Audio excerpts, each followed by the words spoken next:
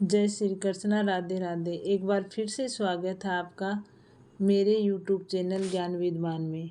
तो आज के इस वीडियो के माध्यम से मैं आपको तुलसी विवाह की पूरी विधि, मंत्र, आरती और कथा सब बताऊंगी कि तुलसी विवाह के दिन तुलसी विवाह की विधि क्या है, मंत्र क्या है, कैसे पूजा करनी चाहिए और इसके पीछे कौन सी कथा जुड़ी हुई है। तो वो सब मैं आपको इस वीडियो को बिल्कुल भी स्किप नहीं करें और पूरा देखें और लास्ट में कमेंट करके ज़रूर बताएं कि वीडियो। हिंदू धर्म में तुलसी विवाह करना काफ़ी पुण्यदायी माना जाता है। ऐसा कहा जाता है कि तुलसी विवाह करने से कन्यादान के बराबर फल मिलता है और जीवन में सुख समृद्धि आती है। और तुलसी विवाह है कार्तिक मास के शुक्ल पक्ष की द्वादशी को तुलसी का विवाह भगवान विष्णु के स्वरूप शालिग्राम से कराया जाता है। ऐसी मान्यता है कि तुलसी विवाह कराने से जीवन के सभी कष्ट दूर हो जाते हैं और आदमी को सुख शांति और सामर्थ्य की प्राप्ति होती है। जो लोग तुलसी विवाह के आयोजन में शामिल होना चाहते हैं वे नहा धोकर साफ सुथरे कपड़े पहनकर तैयार हो जाते हैं। जिन लोगों को तुलसी जी का कन्यादान करना होता है उन्हें व्रत रखना चाहिए। तुलसी विवाह हमेशा शुभ मुहूर्त में करना चाहिए। शुभ मुहूर्त में तुलसी के पौधे को आंगन में या फिर घर की छत पर एक चौकी पर स्थापित करें। अब दूसरी चौकी पर शालिग्राम जी को स्थापित करें। चौकी पर अष्टदल कमल बनाकर उस पर कलश की स्थापना करें। कलश में जल भरें। कलश पर 5 आम के पत्ते रखें और उस पर एक लाल कपड़े में नारियल लपेटकर रख दें। तुलसी के गमले पर गेरू के साथ जमीन पर भी रंगोली बनाएं। तुलसी जी की चौकी को शालिग्राम जी की चौकी के बाईं तरफ रखें। फिर घी का दीपक जलाएं। तुलसी और शालिग्राम जी पर गंगा जल का छिड़काव करें। रोली का टीका लगाएं। तुलसी को और शालिग्राम जी को चंदन का टीका लगाएं। तुलसी के गमले की मिट्टी पर एक मंडप बनाएं। तुलसी जी को लाल चुनरियाँ पहनाएं। साथ ही गमले को साड़ी लपेटकर तुलसी को चूड़ियाँ पहनानी चाहिए। शालिग्राम जी को पंचामृत से स्नान कराएं और उन्हें पीले वस्त्र अर्पित करें। तुलसी और शालिग्राम जी को हल्दी का लेप लगाएं और मंडप पर ही हल्दी लगाएं। अब धूप, दीप, फल फूल इत्यादि चीज़ों से पूजा शुरू करें। शालिग्राम जी को हाथ में लेकर तुलसी जी की 7 बार परिक्रमा कराएं। इस बात का ध्यान रखें कि शालिग्राम को घर का कोई पुरुष ही अपनी गोद में उठाए। अंत में तुलसी जी की आरती करें और खीर पूरी का भोग लगाएं। और जब तुलसी जी का विवाह कर रहे हैं उस टाइम मंगल गीत गाते रहना चाहिए।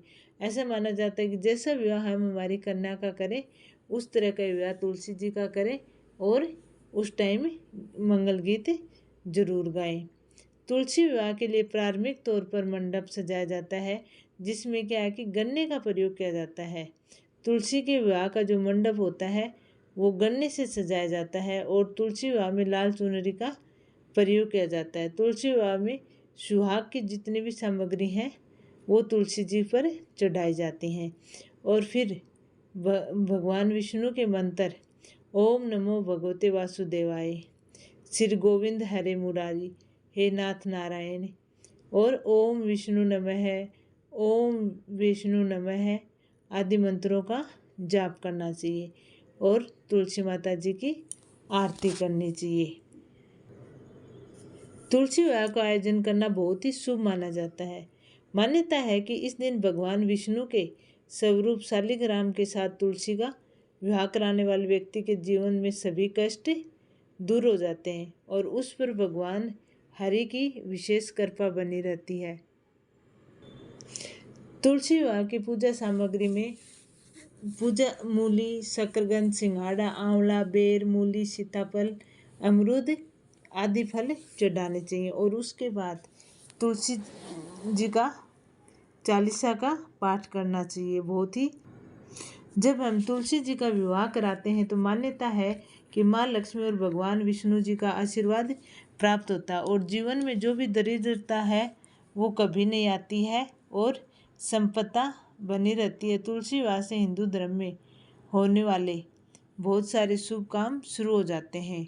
जब तुलसी जी का विवाह होता है उसके बाद मांगलिक कार्य प्रारंभ हो जाते हैं। और जो लोग तुलसी विवाह के दिन व्रत करते हैं उनको सुबह ब्रह्म मुहूर्त में उठना चाहिए, स्नान वगैरह करना चाहिए और साफ सुथरे कपड़े पहन के तुलसी जी की पूजा करें। जब वो कथा करें तो हमारे ग्रंथों के अनुसार तुलसी जी के एक कथा भी प्रचलित है जो मैं आपको बताती हूँ कि दैत्यराज कालनेमी की कन्या वंदना का विवाह जालंधर से हुआ। जालंधर महाराक्षस था और अपनी सत्ता के मद में चूर था। उसने माता लक्ष्मी को पाने की कामना से युद्ध किया, परंतु समुद्र से उत्पन्न होने के कारण माता लक्ष्मी ने उन्हें अपना भाई बना लिया। क्योंकि माता लक्ष्मी है वो भी जल से ही पैदा हुई थे, इसलिए उन्होंने अपना भाई बना लिया। वहाँ से पराजित होकर वह देवी पार्वती को पाने की लालसा में कैलाश पर्वत पर चले गई। भगवान देवाधिदेव शिव का भी रूप धरकर माता पार्वती के समीप गई। हूबहू उन्होंने शिव जी का रूप धरा, लेकिन माता पार्वती के जो योग बल था वो बहुत ही बलवान था। तो उस योग बल की वजह से माता पार्वती ने उन्हें अंतर ध्यान से उनको पहचान लिया और वो वहाँ से अंतर ध्यान हो गई। देवी पार्वती ने क्रुद्ध होकर सारा वृत्तांत भगवान विष्णु को सुनाया। जालंधर की पत्नी वरदा अत्यंत पतिव्रता स्त्री थी और उसी के पतिव्रता धर्म की शक्ति से जालंधर न तो मारा जाता था और न ही पराजित होता था। इसलिए जालंधर का नाश करने के लिए वरुंधरा के पतिव्रता धर्म को भंग करना बहुत ही आवश्यक था। इसी कारण भगवान विष्णु ऋषि का वेश धारण कर वन में जा पहुँचे, जहाँ वरुंधरा अकेली भ्रमण कर रही थी। भगवान के साथ 2 मायावी राक्षस थे जिन्हें देखकर वरुंधरा भयभीत हो गई। ऋषि ने वरुंधरा के साथ पल में दोनों को भस्म कर दिया और उनकी शक्ति देख वरुंधरा ने कैलाश पर्वत पर महादेव के साथ युद्ध कर रहे अपने पति जालंधर के बारे में पूछ लिया। ऋषि ने अपने माया जाल से 2 वानर प्रकट किए। एक वानर के हाथ में जालंधर का सिर तथा दूसरे के हाथ में धड़ था। अपने पति की यह दशा देखकर वरुंधरा मूर्छित होकर गिर पड़ी। होश आने पर उन्होंने ऋषि रूपी भगवान से विनती की और उसे पति को जीवित करने के आग्रह किया। भगवान ने अपनी माया से पुनः जालंधर का सिर धड़ से जोड़ दिया और स्वयं भी उसी शरीर में प्रवेश कर गई। वरुंधरा को ये छल का तनिक भी आभास नहीं हुआ और जालंधर बने भगवान के साथ वरुंधरा पतिव्रती का व्यवहार करने लगी। इससे उसका सतीत्व भंग हो गया और ऐसा होते वरुंधरा का पति जालंधर युद्ध में हार गया।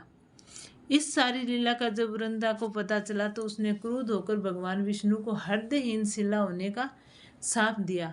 अपने भक्त के शाप को भगवान विष्णु ने स्वीकार किया और शालिग्राम पत्थर बन गई।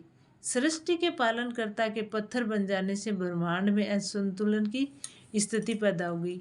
ये देखकर सभी देवी देवताओं ने वरुंधरा से प्रार्थना की कि भगवान विष्णु को शाप से मुक्त कर दे। वरुंधरा ने भगवान विष्णु को शाप से मुक्त कर स्वयं आत्मदाह कर लिया। जब वरुंधरा भस्म हुई तो वहाँ तुलसी का पौधा उग गया और भगवान विष्णु ने वरुंधरा से कहा कि हे वरुंधरा, तुम अपने सतीत्व के कारण मुझे लक्ष्मी जी से भी अधिक प्रिय हो गई हो। अब तुम तुलसी के रूप में सदा मेरे साथ रहोगी।